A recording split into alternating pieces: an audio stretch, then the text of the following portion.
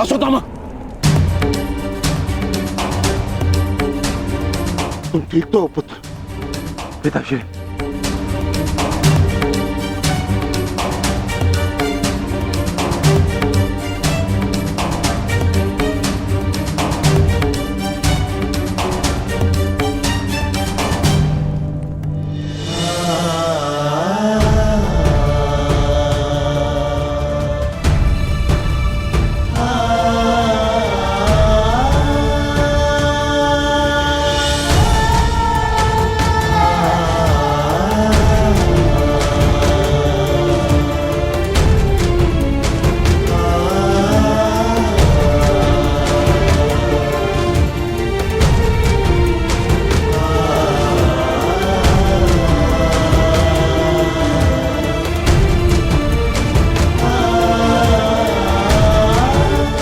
सबका जन्म किसी उद्देश्य के लिए होता है। हम अपने जीवन का मंतव्य पूर्ण करके अपने गंतव्य पर चले जाते हैं। और यदि एक वीर अपने जीवन का उद्देश्य पूर्ण करते समय वीर गति को प्राप्त हो जाए तो उसे मोक्ष की प्राप्ति होती है। तुमने सबके लिए जो कुछ भी किया उसके लिए सभी तुम्हारे ऋणी रहेंगे पुत्र। तुम्हारा ये बलिदान व्यर्थ नहीं जाएगा घटोत्कच। और इन्हीं बलिदानों से हम इस युद्ध में विजय पा सकेंगे। जिस भविष्य के लिए हम ये विजय चाहते हैं माधव, क्या उसके लिए वर्तमान का बलिदान करना उचित है? पुत्र की हत्या हो जाए और पिता जीवित रहे, ये कैसा न्याय है माधव? ये न्याय नहीं पार्थ, यही नियति है। नारायणं नमस्कृत्य नरं चैव। धर्म स्थापना के लिए जिनका बलिदान आवश्यक है उन्हें अपना बलिदान देना होगा पार्थ। और जिनका जीवन आवश्यक है उन्हें संघर्षों का और दुखों का भार उठाकर अपना जीवन जीना होगा। और इस युद्ध के लिए, इस धर्म स्थापना के लिए तुम्हारा जीवन आवश्यक था। सरस्वतीं व्यासं और घटोत्कच का बलिदान।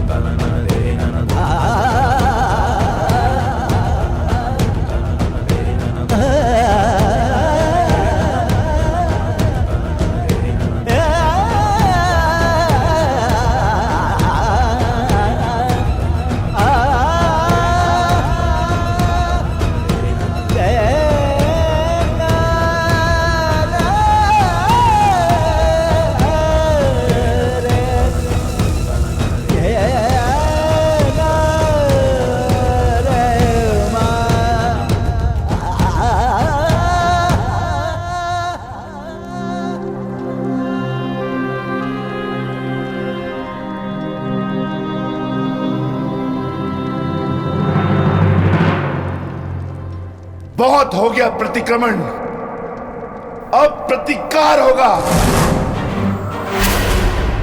प्रतिकार होगा विकोदर, और वो भी उचित स्थान पर। और अब हमारा लक्ष्य होगा कौरव सेनापति द्रोण।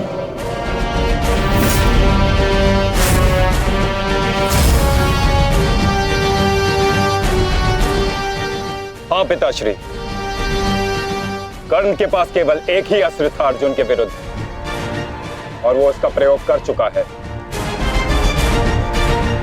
अब ना तो उसके पास कोई शक्ति है और ना ही कोई कवच, इसलिए अब वो हमारे लिए संकट नहीं, किंतु आचार्य द्रोण को रोकना अति आवश्यक है।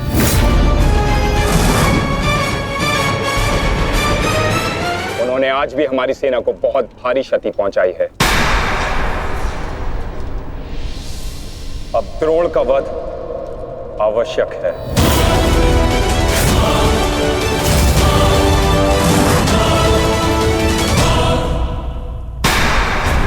पिताश्री, पिताश्री,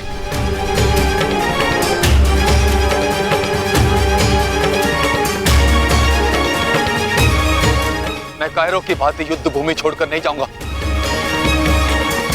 मैंने मित्र दुर्योधन को वचन दिया और मैं अपना वचन नहीं तोड़ सकता। एक बात का स्मरण रहे अश्वत्थामा, कि धर्म और धर्म की बात करना हमें शोभा नहीं देता।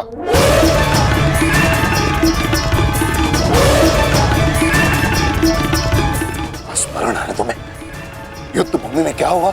भीम तुम्हारा वध करने वाला था पुत्र। उसने यदि आज नहीं किया तो कल अवश्य कर देगा।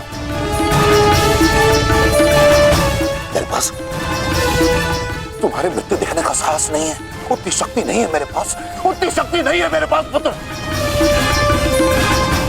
यदि तुम चाहते हो कि मैं यह युद्ध लड़ूं, तो तुम्हें युद्ध भूमि का त्याग देना होगा।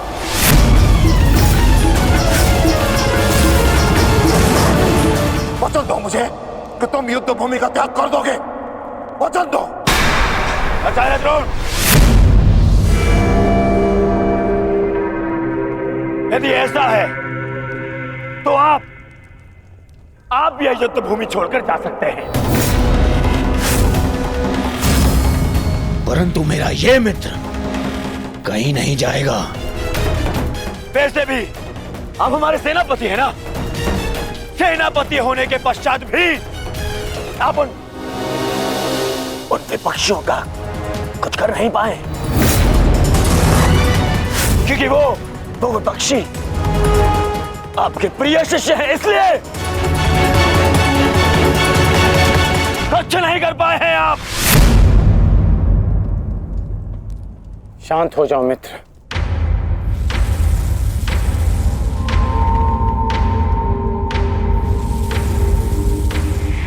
मित्र दुर्योधन सत्य कह रहे हैं।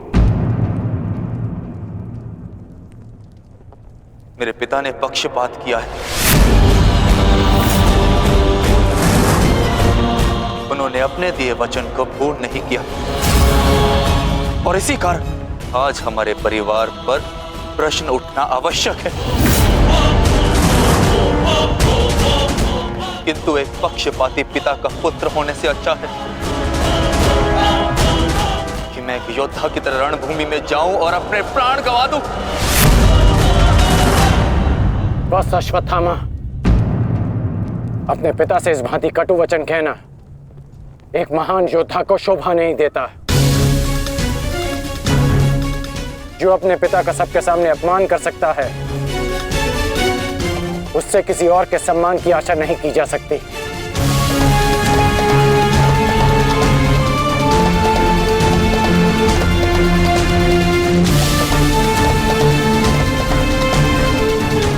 क्षमा कर दीजिए पिताश्री,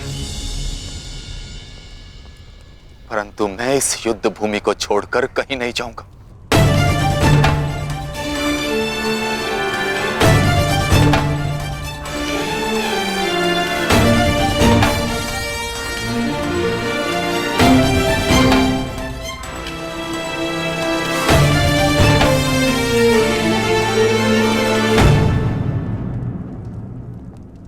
तो ठीक है पुत्र, मैं तुम्हारी इच्छा का मान रखता हूं और आशा करता हूं कि नर्क से दूर रहने की शक्ति तुम्हारे पिंडदान में हो। आज केवल तुम्हारे कारण मुझे संपूर्णता से धर्म का त्याग करना होगा। एक पुत्र पिता के लिए बल होता है, परंतु आज तुम मेरे लिए निर्बलता सिद्ध हुए। और आप भी सुन लीजिए युवराज, यदि मैंने अपने संपूर्ण जीवन काल में पुण्य किया है तो उन समस्त पुण्यों का मैं कवच निर्मित करता हूं। यदि अपने जीवन में मैंने अपने शिष्यों को समान रूप से देखा होगा तो इस कवच को कोई नहीं फेंक सकता, कोई नहीं। यदि मैंने अपने शिष्यों को संभावना से कम और समर्पण से अधिक शिक्षा नहीं दी होगी तो आज मेरे हाथों से मेरे शस्त्रों को कोई नहीं छीन सकता। इसलिए मैं भारद्वाज पुत्र द्रोण प्रण लेता हूं कि इस कुरुक्षेत्र में जो योद्धा मेरे समक्ष आएगा मैं उसका वध कर दूंगा।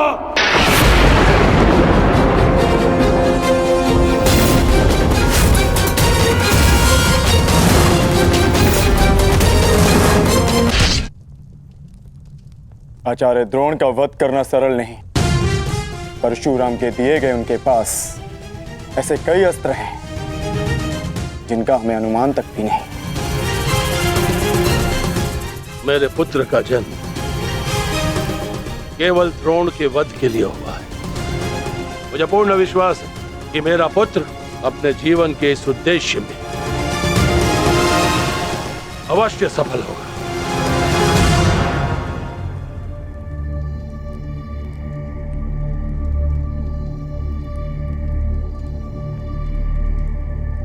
ये युद्ध सरल नहीं है कर्ण। तुम्हें अपना ध्यान केवल युद्ध पर केंद्रित करना होगा। मेरी चिंता का कारण मोह है वृषाली। वो मोह जो बड़े से बड़े योद्धा को निर्बल कर देता है, और किसी की निर्बलता शत्रु का सबसे बड़ा शस्त्र न बन जाए। बस इसी बात की चिंता है। तुम्हारी चिंता स्वाभाविक है पार्थ। आचार्य द्रोण का वध करना सरल नहीं है, धृष्टद्युम्न के लिए भी नहीं।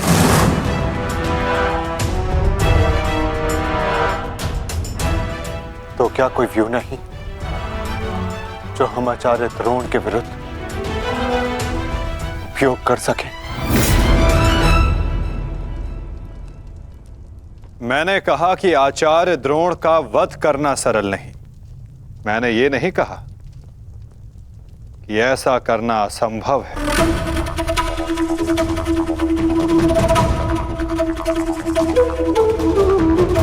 एक व्यू है जिसे आचार्य द्रोण भी नहीं तोड़ सकते।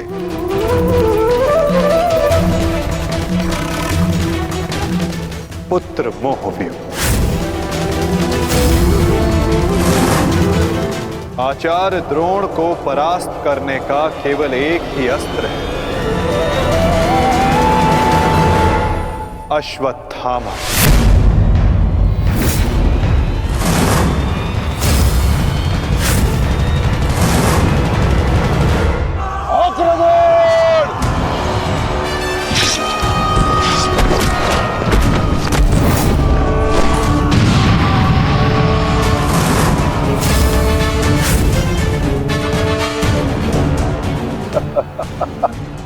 अच्छा है, तीसों भाई एक साथ मेरे समक्ष आ गए। अब नर्क तक की यात्रा के मार्ग में एकाकी अनुभव नहीं करोगे। सावधान भीम।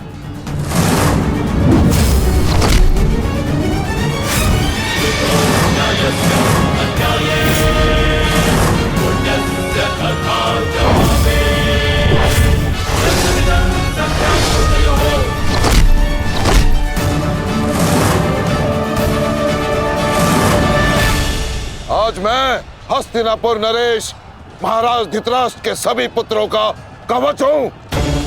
यदि किसी ने भी उन्हें हानि पहुंचाने का दुस्साहस किया तो उसे मृत्यु में स्वयं दूंगा, और यह मेरा संकल्प है।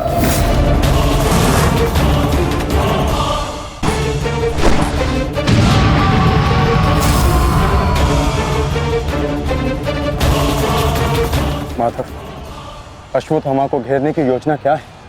हमारी योजना तो कब की प्रारंभ हो चुकी है पार्थ। क्या हुआ अश्वत्थामा? तुम्हारे पिताश्री कहाँ हैं? कहीं अपने काल को आता देख, कहीं छिप तो नहीं गए? धृष्टद्युम्न!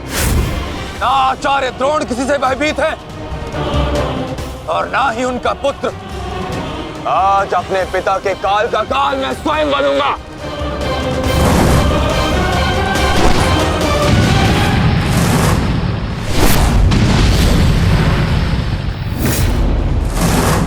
बस इतना ही सीखा है अपने पिता से? आओ अश्वत्थामा, आज मैं तुम्हें जीवन का पाठ पढ़ाता हूं। भाग कहां रहे हो कायर? साहस है तो द्वंद करो। आरती, पीछा करो।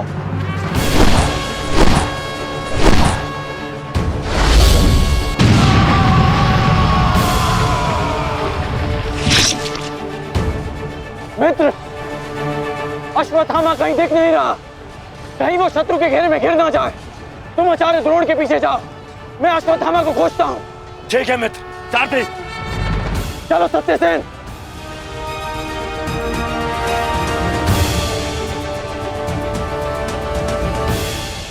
तुम मेरे पिताश्री के काल हो, मेरे नहीं। परंतु आज मैं तुम्हारा काल बनकर आया हूं। सावधान!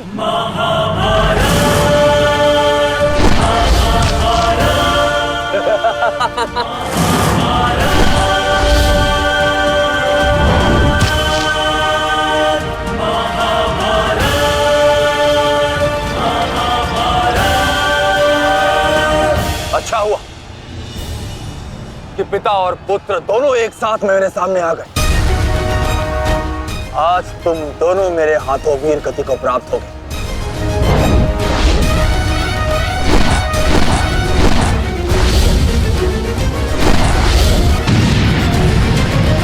गुरुदेव, आज तो आपने भीम से अश्वत्थामा को बचा लिया था, किंतु कब तक?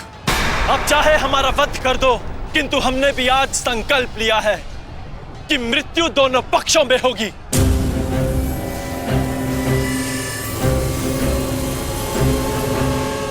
चलो सारथी, हमें वापस जाना है। जिक्र करो।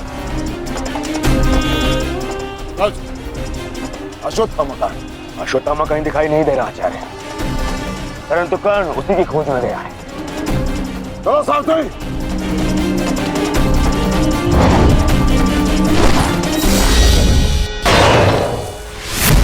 अब तुम्हारी सहायता के लिए ना कोई सैनिक है और ना कोई व्यू। अब तुम दोनों को मेरे हाथ से कौन बचाएगा? सावधान! अश्वत्थामा, तुम स्वयं व्यू में खड़े हो। इस व्यू को शमशान व्यू कहते हैं। कदाचित तुम्हारे पिता ने तुम्हें इस व्यू के विषय में बताया ही नहीं होगा। अपने चारों ओर देखो।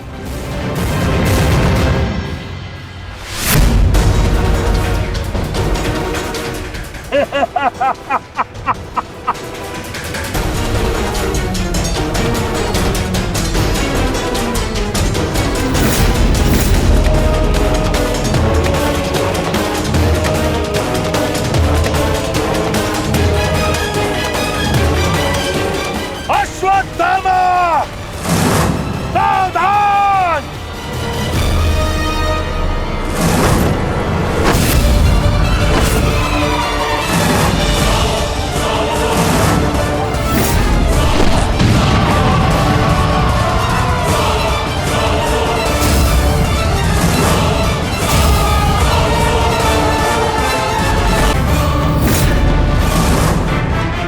दूसरों की चिता के लिए सजाई गई लकड़ी कभी कभी स्वयं को भी जला देती है। धृष्टद्युम्न, अर्जुन, अंगराज कर्ण अश्वत्थामा की रक्षा के लिए शमशान व्यू में आ चुका है। हमारी योजना संकट में है।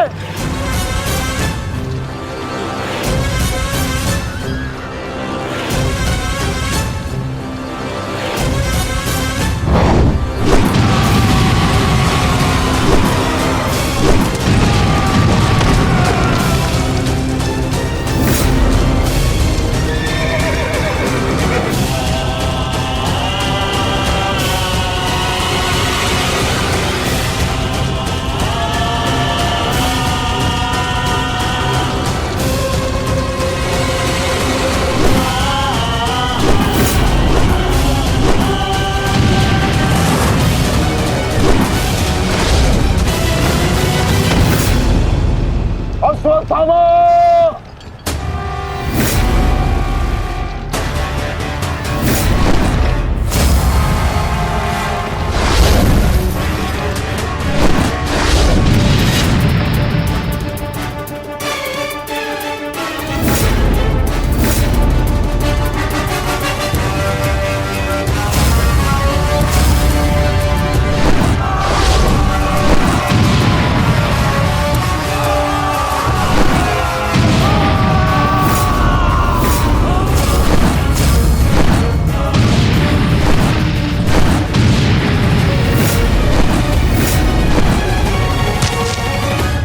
अंगराज,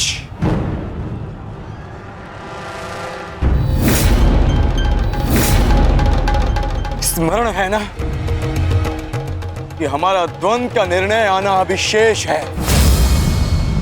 मैं युद्ध का आह्वान देता हूं।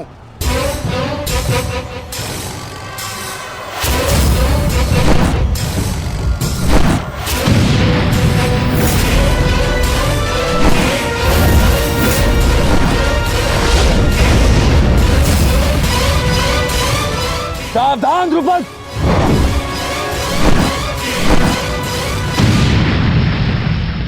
मेरा ही राज्य मुझसे ही छीनकर मुझे ही आधा राज्य भीख में दिया तुम्हारे पिता ने, और जिस आधे राज्य पर तुम शासन कर रहे हो वो मुझे स्वीकार नहीं है।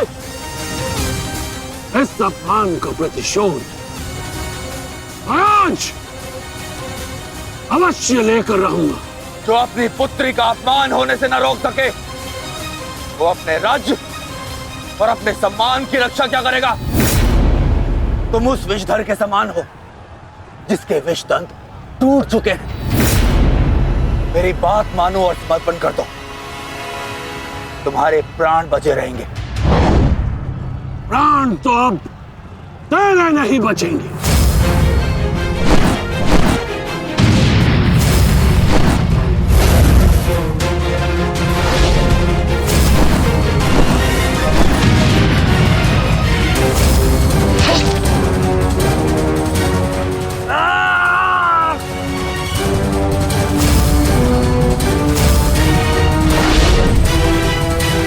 द्रुपद,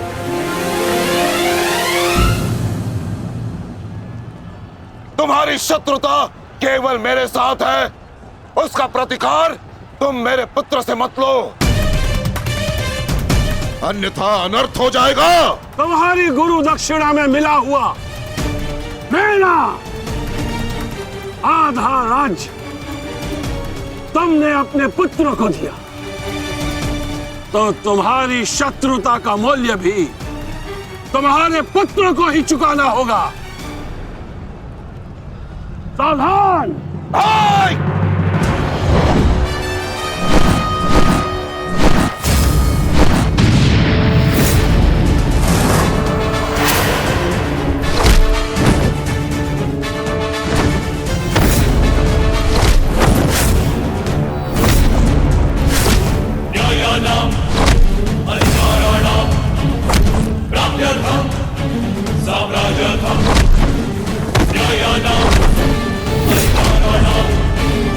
दुर्योधन, भीम ने तुम्हारे और 5 अनुजों का वध कर दिया है और अभी उसकी रक्त पिपासा बुझी नहीं है। दुर्योधन, और उस दिशा में देखो, द्रोण द्रुपद नरेश के साथ द्वंद्व में व्यस्त है। अब केवल तुम ही उस भीम को रोक सकते हो। दुर्योधन, शीघ्रता करो। तो क्या द्वंद्व बीच में छोड़कर जाओगे दुर्योधन? उसके लिए उनका अनुज पर्याप्त है। बस आप जाइए, इनके द्वंद्व की कामना मैं पूर्ण करता हूं।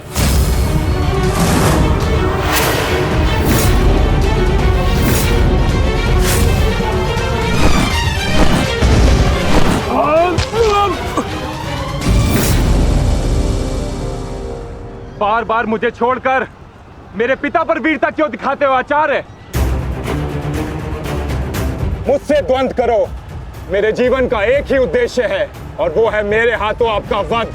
कब तक तुम्हें प्रतीक्षा करनी होगी धृष्टद्युम्न, क्योंकि जब तक द्रोण के हाथों में उसके शस्त्र है, स्वयं काल भी उसका वध नहीं कर सकता। और स्मरण रहे धृष्टद्युम्न, तुम्हारे साथ साथ तुम्हारे जीवन का ये उद्देश्य भी उपहास बन के रह जाएगा। शस्त्र त्यागने की क्या आवश्यकता है द्रोण? प्रेम, सम्मान, धर्म तो तुम पहले ही त्याग चुके हो। मेरे पिता तुल्य गुरु और अपने पिता महर्षि भरद्वाज पर तो तुम लांछन भी लगा चुके हो। तुम्हारी आत्मा तो कब की मर चुकी है द्रोण, कब की। अब केवल ये शरीर है, इसे त्यागने का समय आ गया है, और वो समय अभी है। सावधान द्रुपद!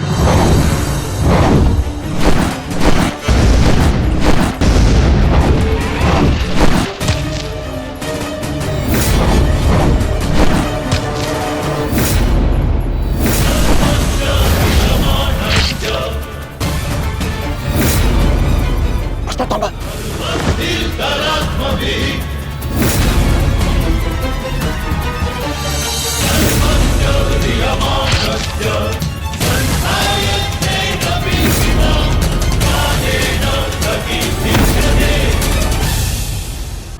द्रुपद!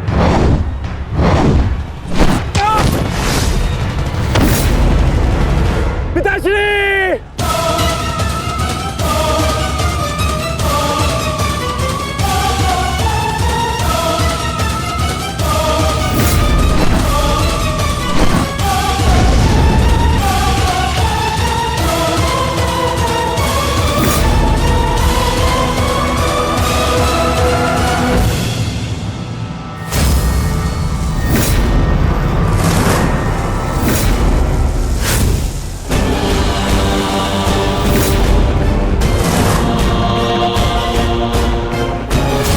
सावधान अश्वत्थामा!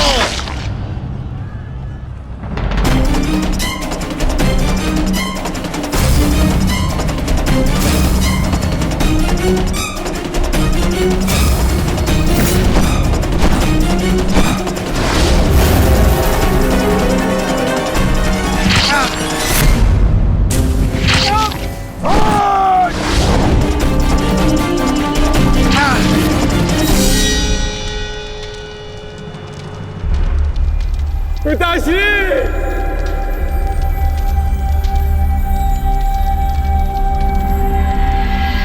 आचार्य द्रोण ने क्रोध में आकर अपने अग्नि शस्त्र से पांचाल नरेश को जीवित जला दिया है महाराज। अर्थात आचार्य द्रोण ने अपना वचन पूर्ण किया, उन्हें द्रुपद का वध कर ही दिया। तुम देखना संजय, तुम देखना संजय, एक दिन पांडवों का अंत भी निश्चित है। हाँ। और दुर्योधन? दुर्योधन कहाँ है संजय?